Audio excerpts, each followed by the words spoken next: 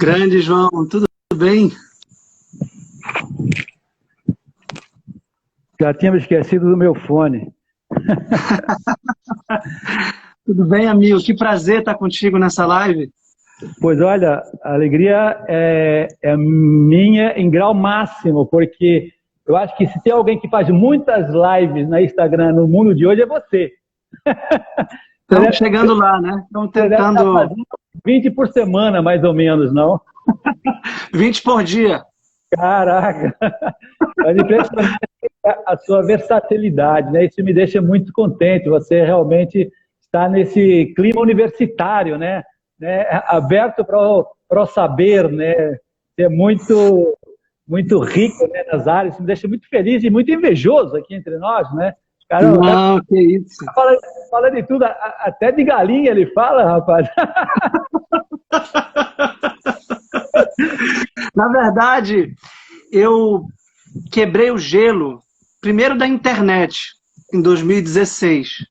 Eu tinha Sim. aquela concepção um pouco purista de que eu era acadêmico, escrevia artigos acadêmicos, como tu, dissertações, teses, artigos, dava palestras, conferências, que precisava de um vocabulário empolado e uma forma robusta para transmitir o Aham. meu conhecimento.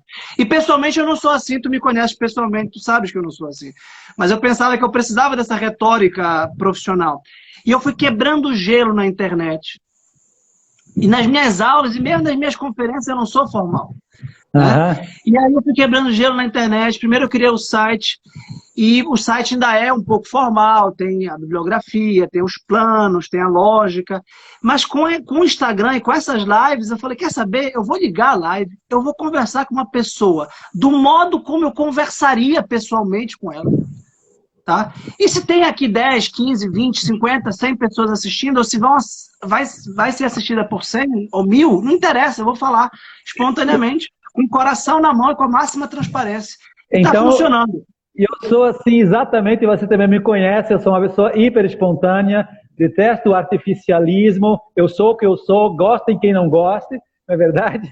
E eu acho que isso é o que me enriquece de alguma maneira, porque as pessoas, no fundo, andam atrás de transparência, de verdade, né? E de felicidade, né? Nós, de alguma maneira, transmitimos a felicidade de quem está na verdade, não é verdade? Então, eu acho que isso, de alguma maneira, atrai as pessoas boas, né? Então, o que nós temos que fazer atualmente, eu acho que é isso, né? Mostrar para as pessoas que há, de fato, uma coerência na vida, há uma lógica e há uma liberdade que nós vamos falar hoje, né? Mas antes Há uma, da gente há entrar... uma realização, né? Eu acho que o fim da educação é a plenitude, é a Isso, felicidade, é a realização. Então, a isso, gente está... esse é o sentido da pessoa e da educação personalizada, que eu acho que a gente vai tratar, a educação para a liberdade. E a pessoa isso, como ser livre, transparente. Pessoa para isso, pessoa. Por isso que é isso. tão fácil fazer uma live, porque eu estou falando com uma outra pessoa, como eu. Agora, antes de a gente entrar no tema, que eu tenho até um roteirinho que a gente vai seguir para não se perder, porque esse tema aqui é infinito, né? Falar de liberdade é as coisas mais apaixonantes que tem, não é? Então, eu resolvi fazer aqui, dentro da educação, ir fechando algumas questões para que a nossa live fique mais, assim, mais gostosa, sabe? Mais no ponto. Mas eu queria que você rapidamente se apresentasse, que isso é praxe, né, hoje em dia, a gente tem que se apresentar, porque os seus seguidores não me conhecem, os meus não te conhecem, então, pô, em 10 segundos, quem é Victor? Poxa, eu não consigo em 10 segundos. Eu posso fazer primeiro um comentário rápido? Eu acho que Sim, a forma estruturada dá liberdade. A liberdade é a liberdade de estar em forma, na forma, que é a isso, consecução do fim. Por isso eu não me considero enrijecido ou fechado na forma. Parabéns por ter feito o roteiro. Eu mesmo faria, já que já não fiz na minha tá, mente. Bem, eu sou professor universitário da Universidade Federal do Pará, do curso de Direito. E também boa. do Centro Universitário do Pará, que é uma faculdade privada aqui de Belém, e fui fazer mestrado e doutorado em filosofia. Logo vou Ah, explicar mais esse percurso, porque o meu interesse era a educação. O meu primeiro grande livro, João, é A Paideia, do Werner Jaeger. Aquele ótimo, livro já li também esse foi... livro, claro, todo mundo tem que ler esse livro. Livraço, né? Então, voltei para o direito e tento praticar filosofia, moral, política e jurídica na Faculdade de Direito, na pós-graduação. Então, a minha atividade acadêmica principal é a pesquisa acadêmica. E claro que eu dou aulas também na graduação, na pós. Criei o site dialético.com.br, em que eu leciono também história da igreja, filosofia clássica, filosofia de inspiração cristã católica, enfim, e filosofia em geral, clássicos, com uma base da formação humanista, da educação liberal. Muito bom, foi uma ótima apresentação, Vitor, sensacional.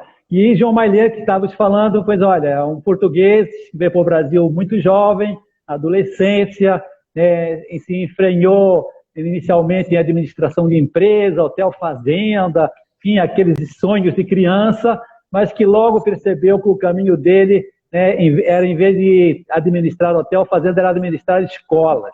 Ele tinha o dom da educação, eu sempre dei muitas palestras, desde os 18 anos que eu sou palestrante, acredite, aulas de catequese, monitor de acampamentos de jovens em Campos do Jordão, enfim, Rio de Janeiro, São Paulo. Eu sempre fui um homem de fazer tutorias com jovens e adolescentes, desde os 18 anos.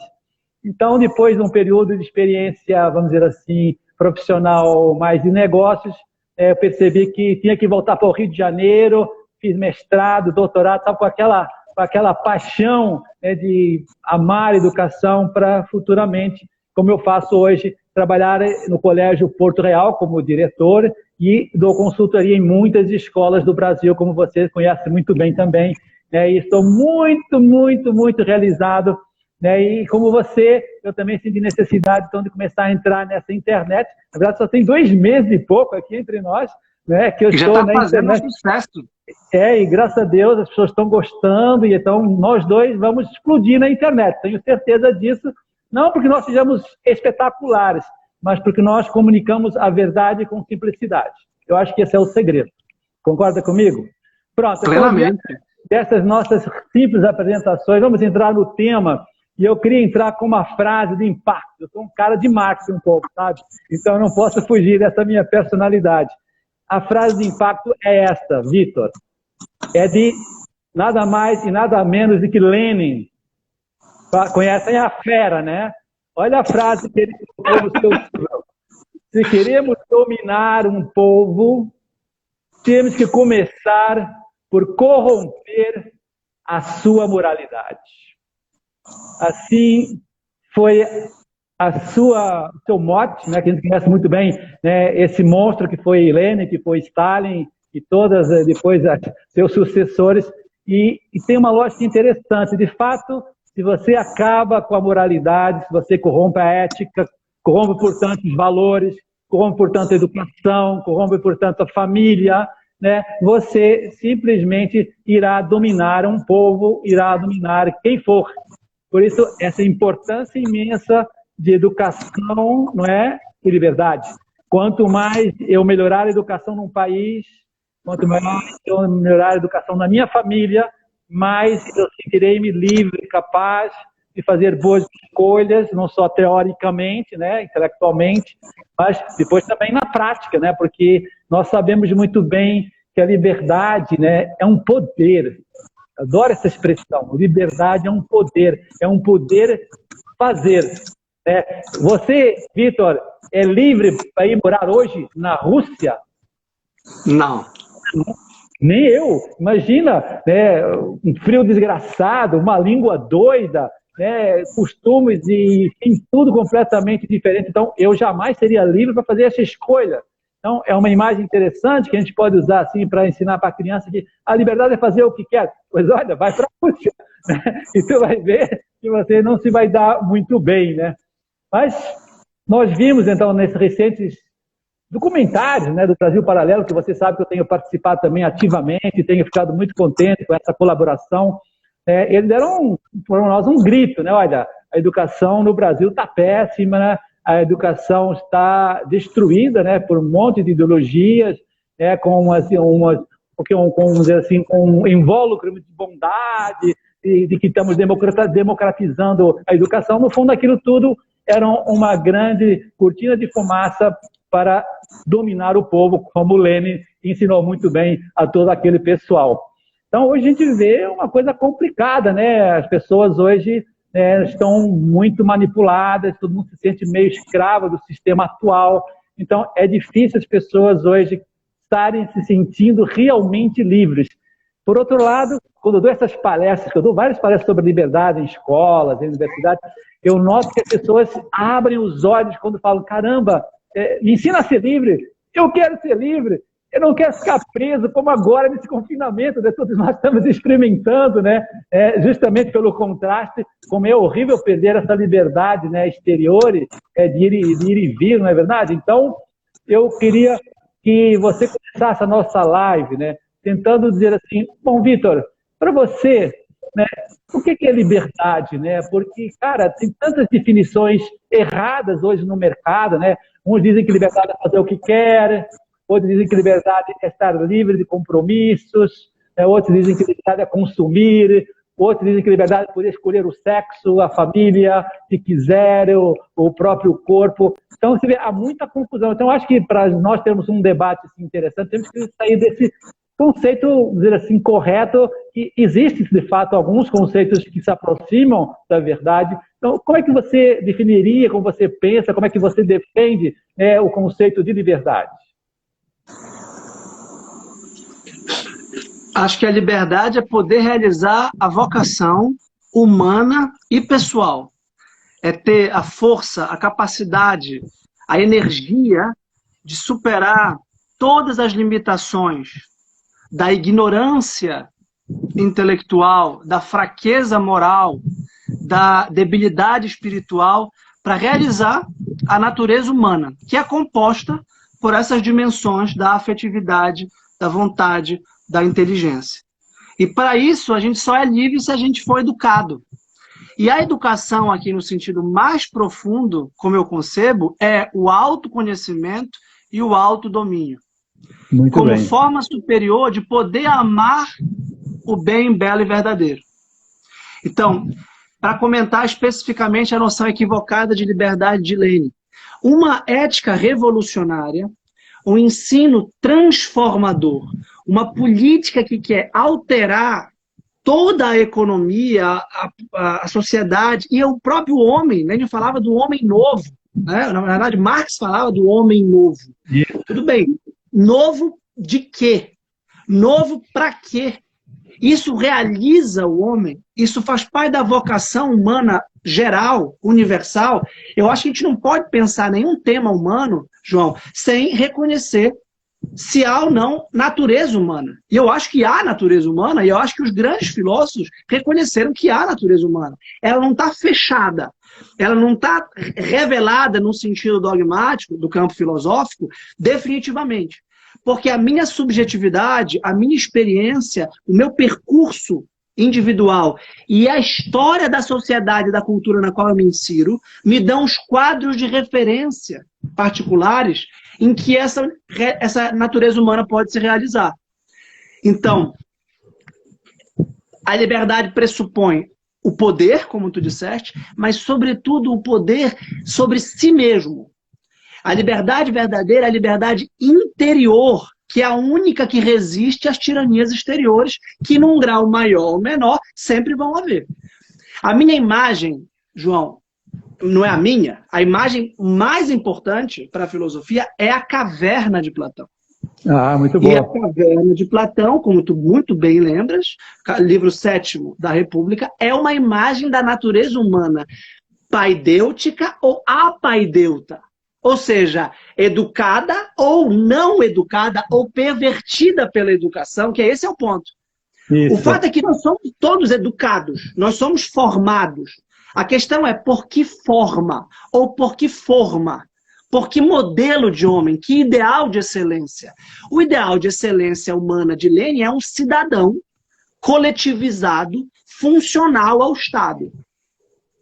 Esse é o ideal. Ora, que nós temos uma importância social e pertencemos a um grupo político, é verdade. Mas isso é uma heresia no sentido da fragmentação de uma verdade global, um corte da verdade, que decepa a inteireza da natureza humana. Por exemplo, em relação à família, que ele neutralizava. Por quê? Se eu tenho uma retaguarda na família, uma retaguarda na religião, uma retaguarda na literatura, na cultura universal, eu não vou acreditar no Estado. Ou, no mínimo, eu vou olhar para o Estado com um senso muito mais crítico. É claro que é verdade que eu também posso ter outras referências, inclusive sociais e políticas, para ter um senso crítico com as outras instâncias formadoras, como a igreja, a família e a cultura. O que importa na educação, ao meu ver, é o sentido global, a unidade dos valores que regem a vida humana, porque senão a gente fica naufragado e perdido. E aí a gente não tem mais a educação, a gente não tem mapa para a vida. Por isso eu acho então, importante... liberdade é ter um mapa e poder chegar no norte. E aí você acaba de falar um aspecto importantíssimo, eu tenho falado até em umas lives agora dos últimos dias, né, que é fazer esse link justamente da família com a escola. Obviamente, né, quando a escola está direcionada para essa liberdade, quando ela percebe que ela tem um papel fundamental junto com a família, não só de ensinar tecnicamente alguns conceitos de matemática, história, geografia, quando está no colégio e depois na sua especialização universitária, mas também procura, dentro desse contexto acadêmico, né, também ensinar os valores que vão nortear as escolhas, né, e depois as virtudes que vão facilitar essas escolhas de valores, que as virtudes são as que facilitam. Aos poucos, a pessoa vai se capacitando para conquistar, amadurecer essa liberdade. Por isso, uma escola hoje que não está focada nessa conquista da liberdade, ela está desvirtuada. Ela perdeu a sua identidade. Então, isso é uma das coisas que mais me faz sofrer, né? E por isso eu penso também que o meu colégio, o Colégio Porto Real, né, está tendo um crescimento, né, muito feliz, porque no fundo, os pais, quando entram naquela escola, o que eles percebem? Eles percebem que esses senhores que estão aqui, esses professores, professoras, estão voltadas para os meus filhos, para os meus alunos, de uma forma diferenciada, que é justamente pensar que estão formando uma pessoa, como você dizia há pouco, que é a base da liberdade. A pessoa é a única criatura do planeta capaz de ser livre. Então, é uma das coisas que eu acho muito bonitas, eu adoro meditar isso todos os dias, né? Por que que a pessoa humana é a única criatura do planeta Terra que pode fazer escolhas? Qual é a razão dessa liberdade? E nós, filosofando um pouco, descobrimos que só com essa liberdade seria possível amar. E uma descoberta que eu fiz recentemente em Tomás de Aquino, ele diz assim, mas você sabe que essa escolha para amar é o caminho da tua perfeição, que é o fim último. O fim último do homem é a perfeição do seu ser. Agora, eu sempre encarava essa perfeição do ser como um esforço, como uma luta, como uma sede. Hoje eu entendo diferente. Não, a perfeição é uma consequência desse poder amar a um Deus, a uma pessoa, a uma família, de forma desinteressada. Olha que coisa bonita, né? Quando eu me entrego a alguém, esse ato de entrega de forma desinteressada me leva a uma perfeição interna, me leva a uma liberdade interior de querer amar mais. Olha que coisa bonita.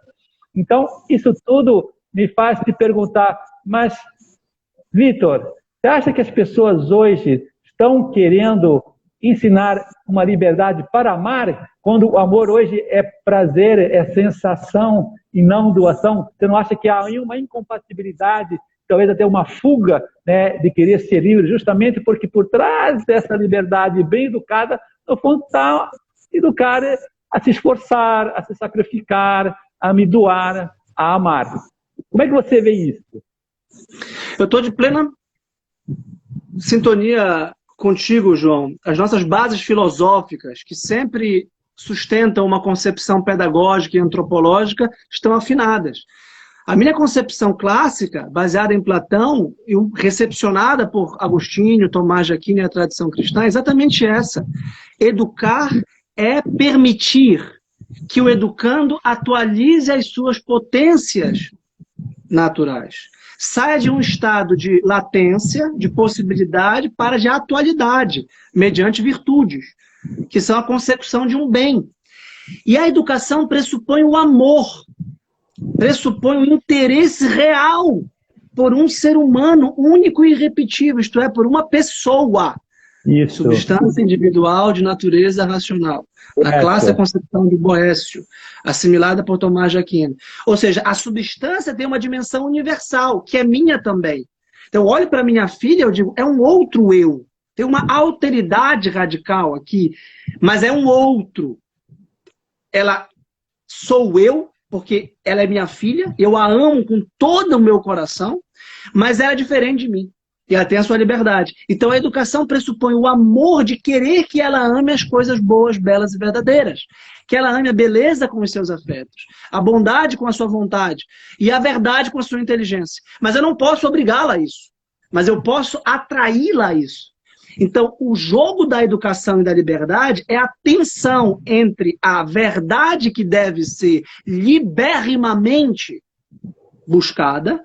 Esse libérrimo eu aprendi de São José Maria Escrivá, aliás. Esse é no grau máximo de liberdade, sem negar a verdade. E sem negar o estatuto objetivo e absoluto da verdade.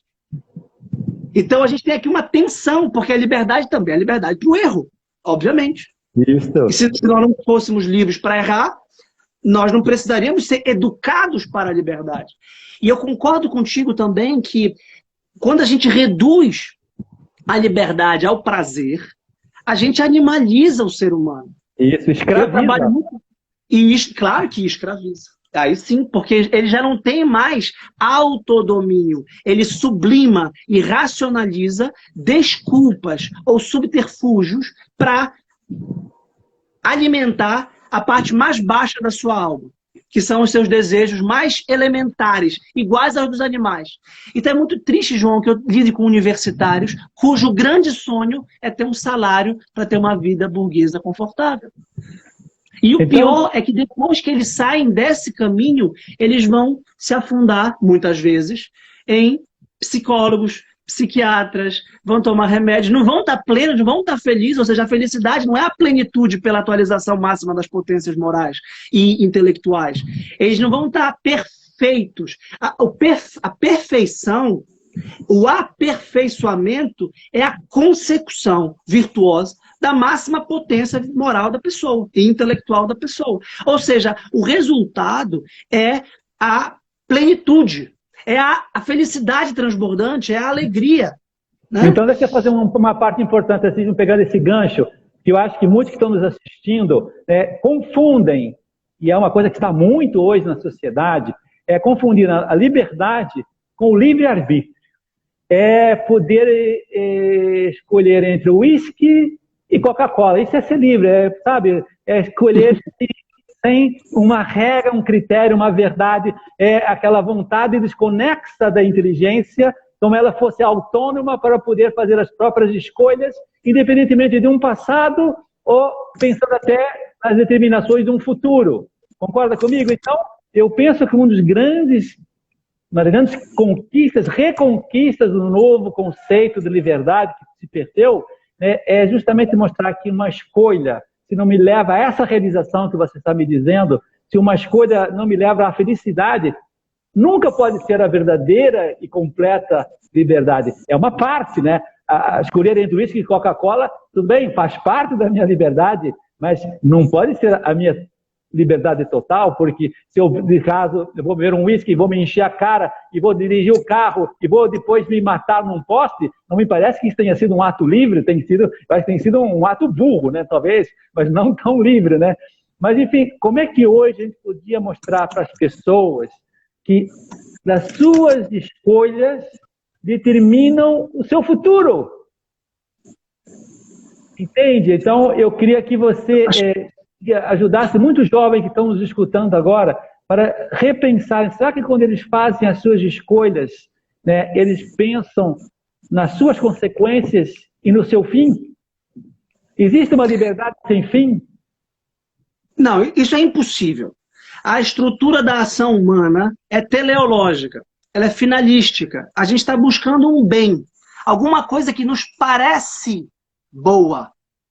Quando Platão postula assim, o problema é dizer que pode parecer e não ser, que é uma coisa que a gente aprende no provérbio da esquina. nem tudo que parece é. Então, nós, na caverna, repito, temos a nossa visão obscurecida e manipulada pelos ideólogos, como Lenin. Manipulada por professores que não querem nos libertar da caverna, mas querem que nós rezemos a cartilha da moda, do tempo, né? Como ficou chato ser moderno, decidi ser eterno, disse o Carlos Drummond de Andrade. Isso é liberdade. O Thoreau, que era um americano, dizia: read not the times, but the eternities. Ou seja, não leia os jornais, o diário, o jornal do jour. Leia o eterno. Entre em contato com o que estão dizendo há muitos e muitos e muitos anos. Isso é a tradição com T maiúsculo, a tradição pedagógica com T maiúsculo. Não o que disseram no século passado ou há 300 anos atrás. Submeta os seus critérios temporais e do presente a um critério maior. Eu concordo plenamente contigo que esse é o ponto. Qual é o critério da liberdade? Qual é o fim da liberdade? Qual é a forma? E aí nada mais libertador do que se desagrilhoar de si. Ou seja, a liberdade é um êxtase, é uma saída de si, por isso que ela é um ar de amor. Eu saio de mim, eu deixo de ter o meu umbigo como referência. Eu me liberto de um narcisismo, do eu gosto, do eu acho, do eu quero. Pare de falar eu. Isso é coisa... Minha filha de 2 anos só fala eu. Olha, educar, isso eu aprendi contigo. Educar é amadurecer. Educar é formar adultos. Qual é o objetivo da educação? Formar pessoas maduras. Isso eu aprendi com o Dom Rafael. Né? Eu tenho que deixar de ser esse menino mimado. Poxa, João, eu tenho experiência diária, diferente de ti, que trabalha com crianças, que são mimadas porque são crianças. Eu trabalho com adultos mimados. É uma coisa horrível, uma coisa constrangedora. Que se vitimizam. Que se... Ah, não, mas eu não gosto, mas eu não quero, mas eu não acho. Peraí, eu tô aqui para te transformar. Olha a palavra forma. Eu vou te dar outra forma. Essa passagem do Evangelho, infelizmente, vulgarizada e banalizada politicamente nos dias de hoje, conhecereis a verdade e a verdade vos libertará, é a frase mais correta. A verdade liberta, porque é uma verdade objetiva. É uma verdade fora de mim, que eu obedeço, que eu sigo, e por cujo modelo eu me deixo transformar. Então a pessoa livre é uma pessoa que tem a capacidade de ser fiel e de obedecer a um critério acima dela, que a eleva, que a transforma. Pensa na matemática. A pessoa começa a estudar matemática, está chato. Mas depois de 10 anos de matemática, ela vai estar conhecendo a estrutura numérica e algébrica do mundo. A mesma coisa com todas as ciências. A gramática é chato, não quero, não gosto. A gramática não foi feita para você. A gramática é a estrutura lógica universal da língua. Quando você começa a obedecer a gramática, quando você começa a se deixar, você se liberta da sua incapacidade de expressão e começa a atingir patamares. A mesma coisa vale para a moral. A mesma coisa vale para a espiritualidade. A exigência, a educação é uma exigente transformação. Por isso que ela é uma formação. E essa forma não é subjetiva. Porque se fosse subjetiva, se fosse minha, só minha, a gente não teria formação, a gente não poderia ser educado por outra pessoa. E daí a importância dos mestres, e aí só para fechar a reflexão com o que tu começaste. E os primeiros mestres são os pais. Isso também aprendi contigo, aprendi com o Evandro Faustino no Colégio de Educação Personalizada, que é o trabalho de vocês, extraordinário. Isso. Tu sabes que a gente está tentando fazer, já tem um aqui em Belém. Estou sabendo, estou sabendo. Estou muito feliz com os resultados. Tá se expandindo, claro, os pais têm que assumir.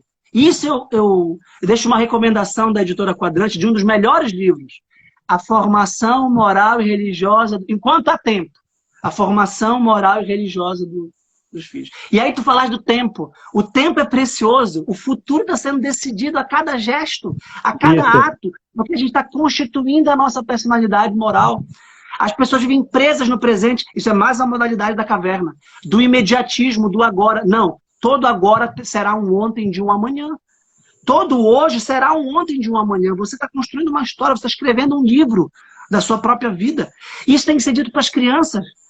Isso tem que ser dito para os jovens, para os adolescentes e muito mais para os adultos.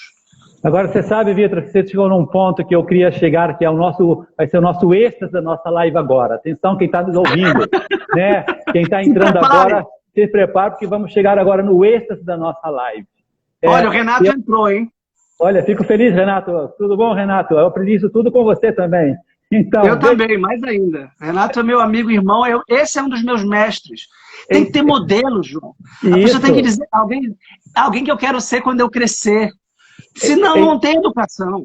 Então, olha, o que eu ia falar foi justamente...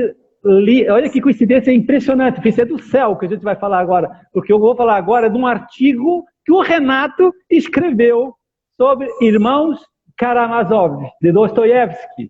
Nesse livro, eu tive uma descoberta impressionante. Quem nunca leu esse livro, aconselho os leitores, os ouvintes, a lerem. Esse livro traz o seguinte recado. Olha aí, ele está com ele na mão.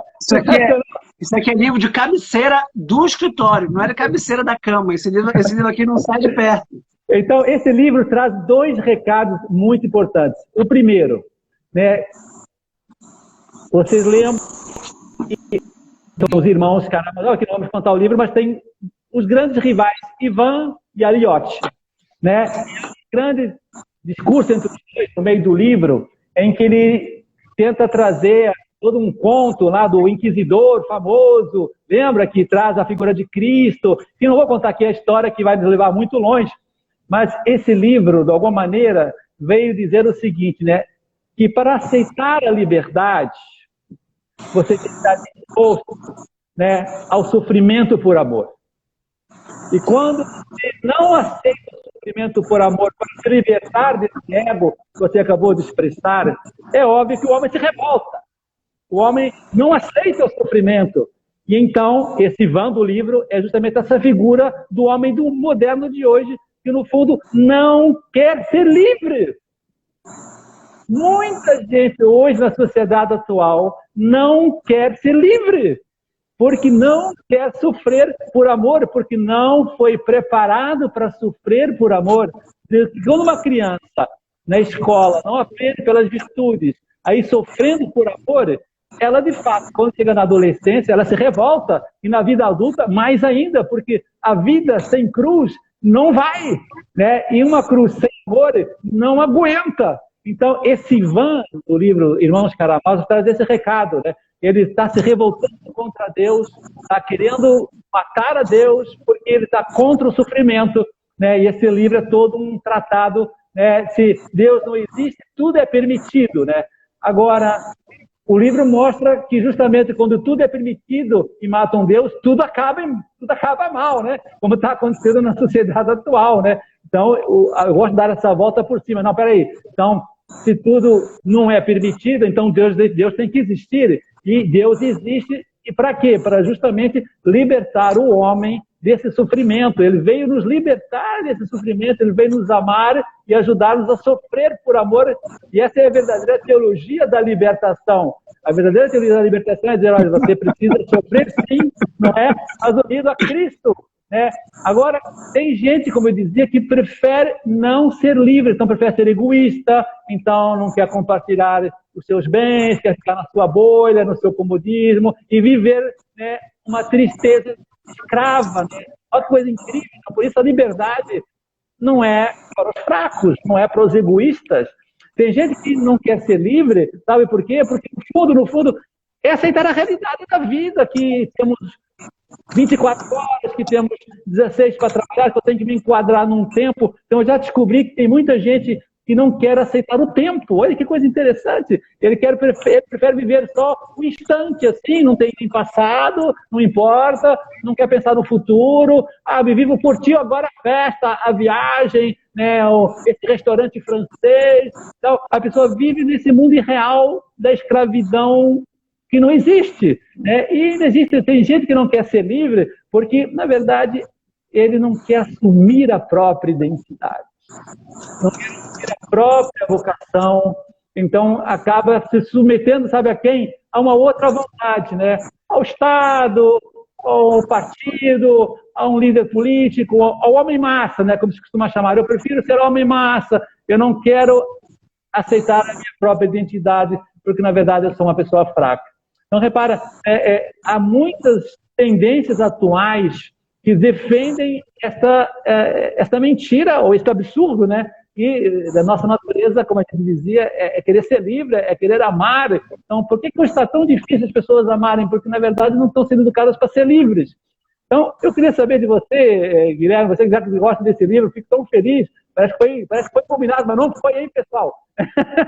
Né? Eu quero que você me comentasse qual é a relação que existe, então, entre essa liberdade e a existência de Deus. Que eu acho que por trás dessa não aceitação da liberdade tem uma questão mais profunda, uma questão mais ateia mesmo, né? Quer dizer, no fundo, há uma revolta contra esse Deus. Explica um pouco tudo isso. Se eu soubesse que a live seria assim, eu teria dito que a gente precisava de 20 horas. Mas vamos lá. Não, mas infelizmente é como eu gosto. Isso é filosofia moral, isso é filosofia da educação, não no sentido abstrato, não no sentido acadêmico, mas no sentido real, de enfrentar os problemas que atingem a formação dos jovens, das crianças e das pessoas. Todo professor, mestre, mentor, pedagogo tem que pensar nisso. Educar é libertar de amores baixos para amores mais altos. Educar é elevar. Educar é transformar, é libertar da caverna.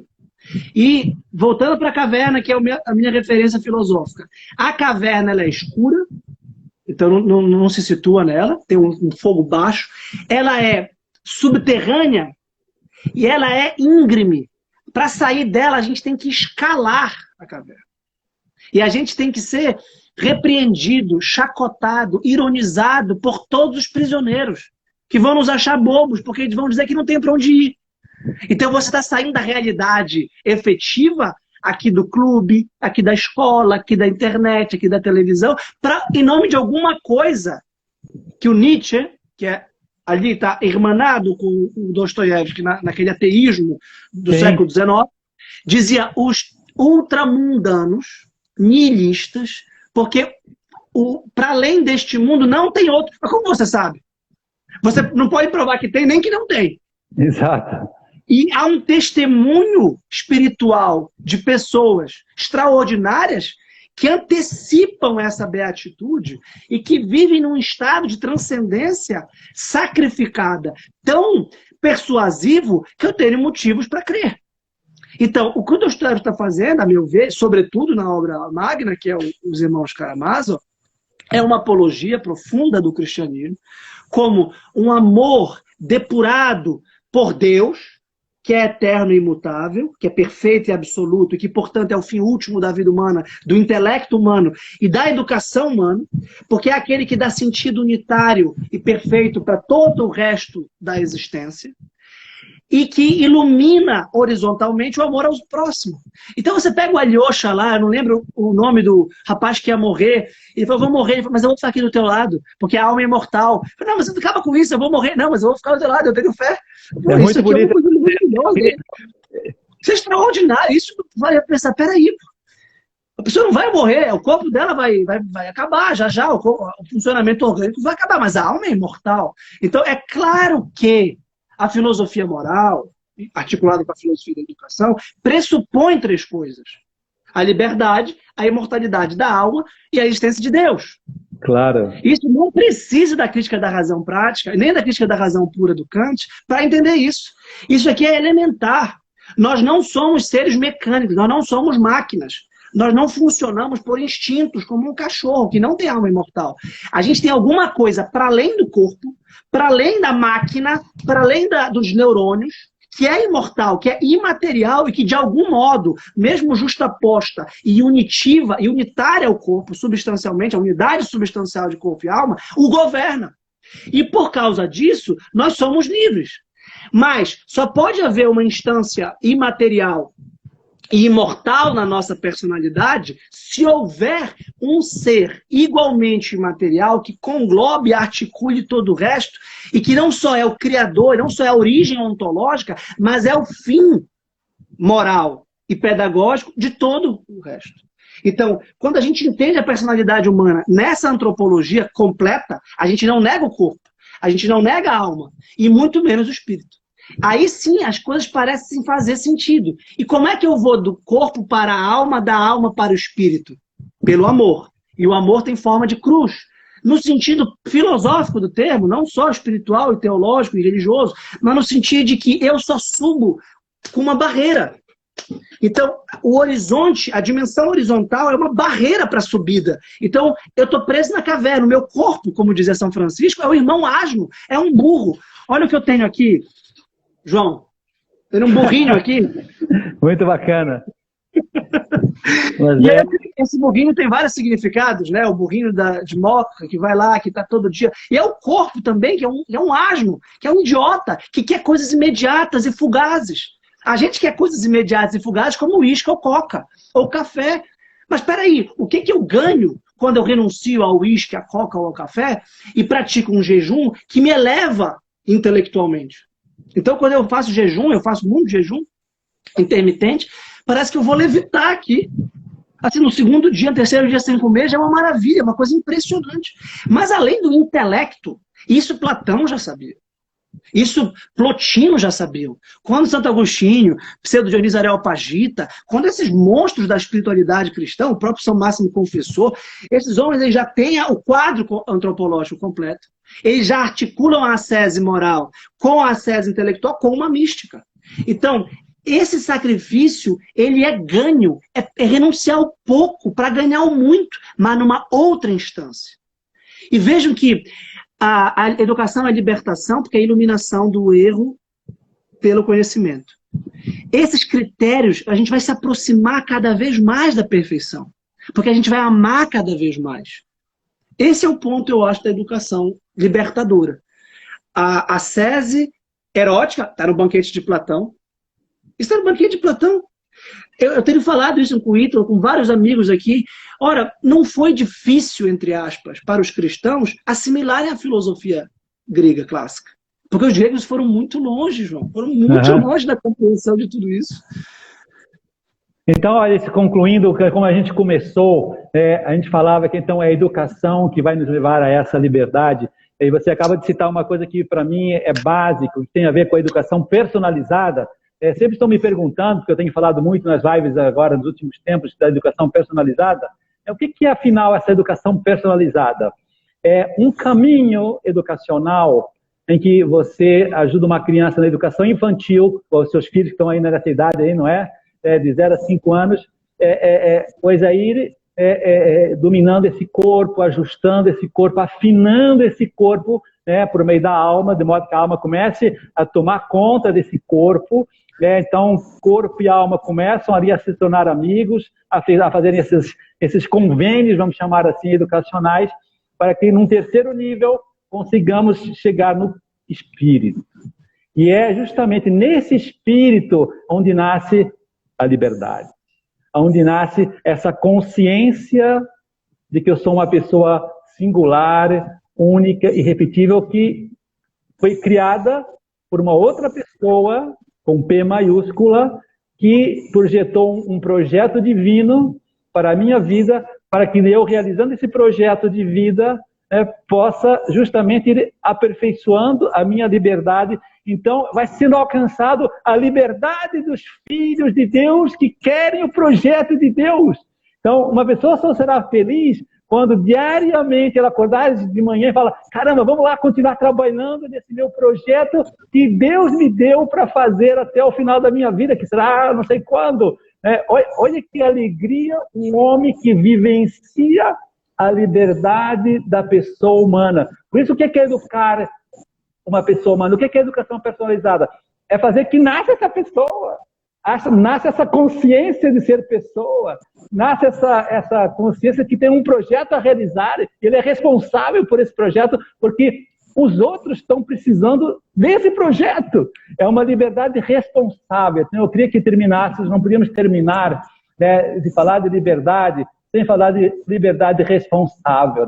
Você é responsável pela tua própria realização e é responsável pela realização de toda a sociedade. E quando uma pessoa não está preocupada em desenvolver a sua liberdade, está sendo uma pessoa irresponsável com ela, com a sua felicidade. Você é responsável pela sua própria realização. Eu adoro essa expressão e a digo todos os dias no meu colégio para os alunos. Você é responsável pela sua felicidade nesse dever de casa. Você é responsável pela felicidade da sua família.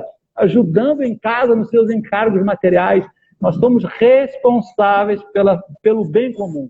Então, quando nós perdemos essa dimensão, né, de perfeição no amor, como a gente dizia há pouco, a pessoa vai se desfigurando, então a liberdade acaba se tornando uma coisa chata, né? Ou uma coisa repressora, então me tirando a minha liberdade, a pessoa começa a se sentir tolhido, começa a sentir-se reprimido, começa a sentir-se afogado, porque na verdade não entendeu o que é a liberdade, né? Então a liberdade é a liberdade de eu estar realizando aquilo que o meu Criador pensou para mim desde toda a eternidade. Cara, eu tenho certeza...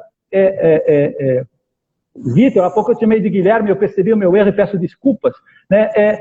Eu quero que você saiba, que eu vejo você e falo assim, olha aí um que encontrou-se, olha um que está realizando o seu projeto de vida, olha como ele é feliz, olha como ele é uma pessoa maravilhosa, como uma pessoa que transmite, né, um grau de elevação do espírito, né, que já chegou no espírito muito elevado e com jejuns, então consegue mais ainda. Então, eu queria que você, de alguma maneira, né, já um pouco encerrando a nossa live, porque eu sei que você tem uma outra às 8 horas, então, queria que você fosse falando um pouco dessa sua alegria, da realização do seu projeto de vida, que você me confessasse, pode confessar, por favor, que você realmente experimenta a liberdade dos filhos de Deus. Eu vou começar falando da família, porque eu acho que foi um ponto que eu não enfatizei suficientemente do começo da nossa conversa, tão amistosa e alegre. Eu acho que ser pessoa é ser família. A gente nasce no seio de uma família com muitas dores do parto. A humanidade como que geme em dores de parto. Então, essa dinâmica de que educar é dar a vida. E as mães, sobretudo, mas o pai também, transmite não só a vida física, mas também os valores, a visão de mundo. E os pais são os primeiros educadores. Isso eu aprendi com Ortega, ali com toda a bibliografia extraordinária da Quadrante, que eu indico e recomendo diariamente para dezenas de pessoas. Os pais têm uma responsabilidade pela vocação dos filhos. Os pais não são apenas geradores físicos dos filhos. Os pais são responsáveis morais pela formação dos filhos, primeiro como modelos. E modelos de quê? De amantes, de pessoas que amam. Vejam, a minha mãe me transmite um amor incondicional, meu pai um amor absoluto, isso repercute, isso reverbera, isso gera uma reciprocidade. Então, me ensinaram a amar.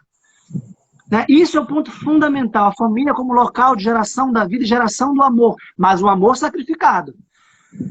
Eu estou aqui trabalhando, também estou numa maior alegria falando com um amigo, mas eu estou trabalhando. E o meu coração está na minha casa, mas eu estou sacrificando também. E hoje eu estou com um filhote de 5 meses, o Inácio. Que legal. Acordou 10 meses. Eu estou com um ouvido aqui doendo, tanto choro que ele no meu ouvido, mas eu estou feliz. Porque o amor não é... E a gente só descobre isso com o amor. E as pessoas se privam disso. Porque dá trabalho, porque é difícil, porque custa caro. Claro que dá trabalho, mas as melhores coisas são as coisas mais difíceis. Então a gente vai depurando na família, a gente vai personificando a pessoa, personificando o indivíduo, perdão. Isto é, o tornando uma pessoa capaz de se amar sacrificadamente. E aí sim, algo que o Ivan não tem. Porque o Ivan é um individualista. Assim como todos aqueles Karamazov, exceto o Alyosha, estão pensando no umbigo, estão pensando em si, na fortuna, na herança, no status, na carreira. Nada disso é ruim, hein? Status, carreira, família, é bom. Só que para quê? Para servir, para entregar, para amar. E o Alyosha, que aparentemente é o que não tem uma carreira profissional, porque quer ser monge, é o mais livre. E por isso ele pode, paradoxalmente, renunciar à própria carreira monástica, o dilema vocacional do mosteiro, para servir a família e resolver o problema. Como? Amando, se sacrificando, sendo um herói do amor sacrificado. E aí, a epígrafe dos irmãos Karamazov, que é do Evangelho segundo São João, se a semente de trigo não morre, não fecunda. Então, o mistério é esse. Quando a gente sacrifica, quando a gente morre para pequenas coisas, morre para o corpo, conquista a alma. Morre para a alma, de algum modo sacrifica o intelecto, ganha o espírito. Eu gostei muito da tua imagem do convênio. De 0 a 5 anos, um convênio entre corpo e alma para que a pessoa conquiste uma unidade. Depois, no meu caso, João, o grande desafio é o convênio entre alma e espírito. Ou seja, eu lido com intelectuais. Eu trabalho com mentoria acadêmica e intelectual. Inclusive, aí o Fernando Sintra foi um dos que me ajudou nesse projeto. Eu fiz um curso de coach para ter técnicas de cumprimento de metas e resultados com a minha experiência de orientação acadêmica e com a minha experiência de aconselhamento de mentoria. Eu vou começar a fazer isso com pais e adolescentes daqui a pouco. Que vocês chamam de tutoria, né? Isso. Que é a verdadeira educação personalizada. E aí, eu sempre digo isso, é querer mais e melhor, e sacrificar o que é menor e pior. Esse modelo antropológico individualista ou socialista, que é reduzir e acachapar a natureza humana ao plano horizontal do próprio umbigo ou do utilitarismo econômico, não realiza a pessoa.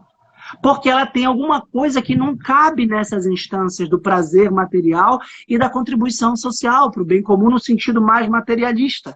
Esse materialismo individualista, secularista, ateísta, que está agonizando há 2 séculos e que está gerando resultados tão nefandos há 2 séculos para a cultura ocidental, a crise da cultura ocidental como crise do cristianismo, vamos colocar assim, com todas as vezes, porque esse é o tema do Dostoiévski, esse é o tema da educação moderna, já mostrou que a gente precisa de um outro modelo. E a gente não vai inventar um outro modelo. Porque isso não é humano, isso não é inteligente, isso não é prudente. A gente tem que buscar o modelo que funcionou e que tem, de algum modo, uma validade permanente. Tá? Eu defendo que esse modelo é o modelo católico, de educação personalizada plena. E aí sim, respondendo à tua pergunta, eu me sinto plenamente realizado, me sinto... Primeiro, eu acho que a realização vem da gratidão. Eu tenho uma profunda gratidão a Deus, a São José Maria, ao Renato, a ti, ao Fernando, a Dom Rafael, ao meu pai, à minha mãe, à minha esposa, aos meus filhos, por existir. Agradeço, e essa gratidão... Agradeço por todos eles. Agradeço por todos eles. Agradeço por todos eles, por ti, que é tão amigo, poucas vezes a gente se encontrou, mas tu me deste alguma coisa boa, uma alegria, uma disposição. O Renato, que é meu amigão e tem paciência comigo há 10 anos. Pô, nenhum amigo meu teve essa paciência comigo até hoje. De repente tem um amigo que está me esperando pacientemente para me ajudar há 10 anos. Então, isso eu devo dar um trabalho enorme, devo usar um saco para ele, mas ele me ama. Então, quando a gente reconhece isso, que a gratidão e o amor e o serviço é a nossa responsabilidade perante os outros. É a nossa vocação. E aí parece que essa alegria transcende, porque parece que a gente está agindo no nível da eternidade. Parece que a gente já está vivendo com base na nossa alma imortal. É essa antecipação da beatitude perfeita, que só se dá, obviamente, na glória, né? Na glória do paraíso, mas a gente como que antecipa. E essa é a bem-aventurança. E olha que as bem-aventuranças com que Jesus começa o seu Sermão da Montanha, no capítulo 5 de São Mateus, são uma inversão. Quando eu estou dando aula de Hegel, que é a dialética inversiva, a inversão da dialética, olha, leiam o Sermão da Montanha. Tudo que vocês considerariam que é sofrimento, dor e penúria, é a felicidade. Bem-aventurado sereis. E aí você tem 2 opções. Ou você acha que Cristo está errado, ou você acha que Cristo é louco, ou você acha que Cristo é uma pessoa completamente equivocada, ou você se dá a oportunidade de se libertar das visões equivocadas de felicidade que você aprendeu ao longo da sua vida, numa contingência histórica qualquer, e se liberta desses seus preconceitos, e aí e se transforma, isto é, se deixa formar por essa maneira cristã de vida e transcende. E aí, para concluir de uma forma bem tomista, porque eu acho que Tomás de Aquino é o melhor, porque o que mais organiza, a graça não elide a natureza. A graça não interrompe a natureza, não suspende a natureza, mas ao contrário, a pressupõe e opera sobre ela.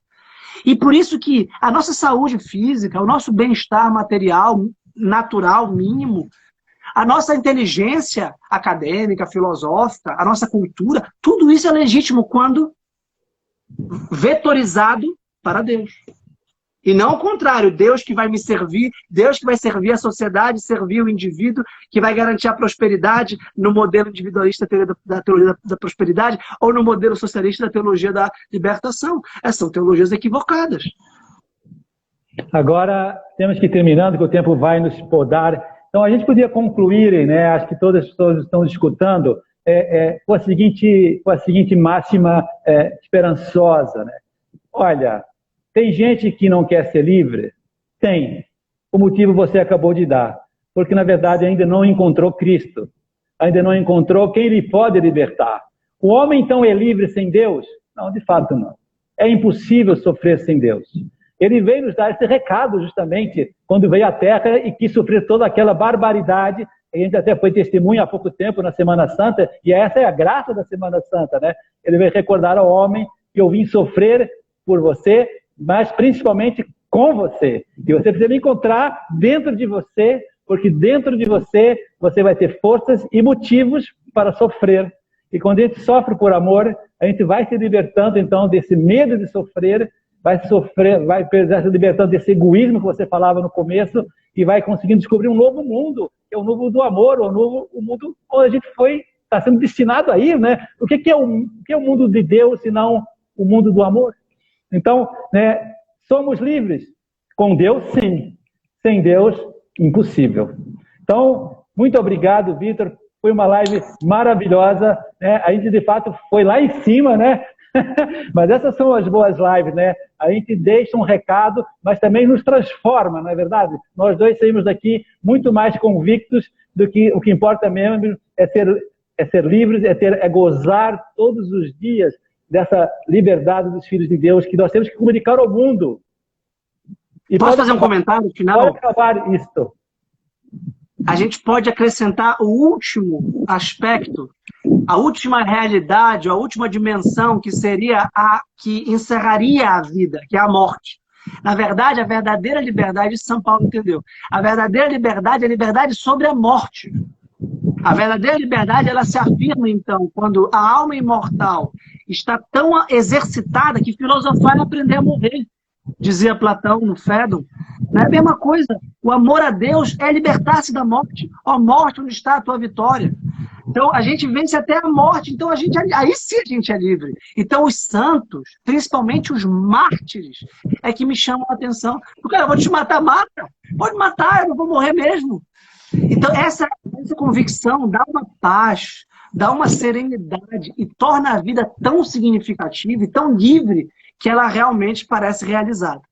Também te agradeço muito, João. Espero que tenha sido a primeira de muitas lives. Temos que conversar muito. Nós temos muita sintonia, eu percebi. Ainda vendo agora aqueles irmãos caravós aí na mesa, aí eu fui na lona. Pô, então, temos que falar de outras coisas. Né? Mas, enfim, foi muito bom no primeiro momento, né? E que as pessoas que nos escutaram, né, então, nos acompanhem, porque nós dois somos dois idealistas que acreditamos nesse país, acreditamos que é possível mudar a educação, é possível mudar a filosofia e é possível tornar as pessoas felizes. Idealista no bom sentido. Idealista Isso. Porque reconhecemos as ideias ou as formas que moldam efetivamente a natureza humana, que não é um dado estático e pronto, mas é um projeto vocacional Isso. De conquista e de realização. Isso. Tanto é que estamos em instituições. Tu, no caso, a escola, eu, no caso, a universidade, porque acreditamos que o homem precisa dessas instituições para modelar, para moldar, para formar a sua personalidade e com isso se elevar e se superar. Exatamente. Tchau, Vitor. Muito obrigado mais uma vez e até a próxima. Tchau, pessoal. Nos acompanhem. Até a próxima, João. Muito obrigado. Um grande abraço.